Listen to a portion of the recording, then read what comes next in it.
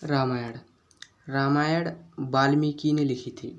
वाल्मीकि कृत महाकाव्य रामायण में मूलतः 6000 श्लोक थे, जो कालांतर में 12,000 हुए और फिर 24,000 हो गए। इसे चतुर्विंशति साहर्षि संहिता भी कहा गया है।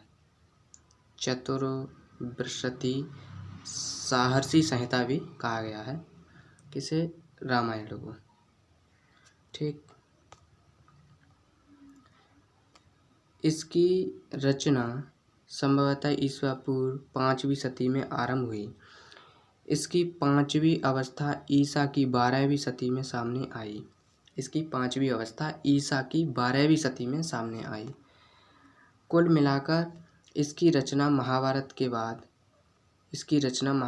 बाद की गई प्रतीत होती है। ये जो रामायण है ये महाभारत के बाद की गई प्रतीत होती है।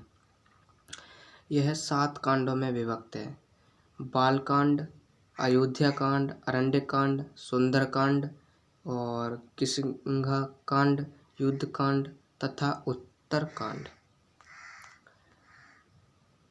उत्तरकांड के अधिकांश भागों को प्रक्षिप्त माना जाता है। Second number Mahabharata. वेद व्यास कृत महाभारत महाकाव्य संभवतः 10वीं सदी ईसा पूर्व से 4वीं सदी ईस्वी तक की स्थिति का आभास देता है। जो महाभारत है वो 10वीं सदी ईस्वी पूर्व से 4वीं सदी ईस्वी तक की स्थिति का आभास देता है।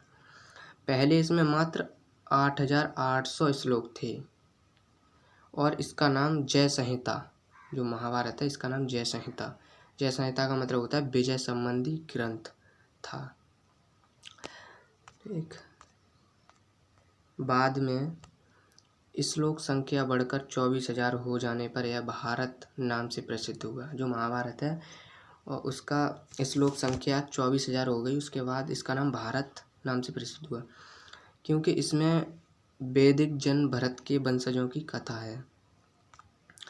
कालांतर में इसमें 1,00,000 श्लोक हो गए और यह सतसाहर्षि संहिता या महाभारत कहलाने लगा। इसमें कथाएं, वर्णन और उपदेश हैं। मूल कथा कौरवों पांडवों की युद्ध की है, जो उत्तर वैदिक काल की हो सकती है।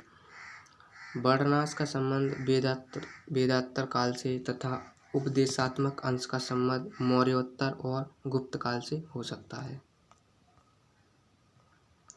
महाभारत में कुल 18 पर्व हैं। नंबर 1 आदि पर्व, नंबर 2 सभा पर्व, वन पर्व, विराट पर्व, उद्योग पर्व, भीष्म पर्व, द्रोण पर्व, कर्ण पर्व, शल्य पर्व, सौप्तिक पर्व, स्त्री पर्व, शांति पर्व, अनुशासन पर्व, अश्वमेध पर्व। और 15 नंबर पे है आश्रमवासी पर्व, मौसल पर्व, महाप्रस्थानिक पर्व और स्वर्गारोहण पर्व। इसके अलावा हरिवंश इसका परिशिष्ट यानी खिल्य पर्व है, जिसमें कृष्ण वंश की कथा वर्णित है। अर्थशास्त्र। अर्थशास्त्र कौटिल्य के द्वारा लिखित है। अर्थशास्त्र महत्वपूर्ण मौर्यकालीन विधि ग्रंथ है। अर्थशास्त्र कौटिल्य को विष्णुगुप्त तथा चाणक्य के नाम से भी जाना जाता है। विष्णुगुप्त और चाणक्य दोनों के नाम से जाना जाता है कौटिल्य को।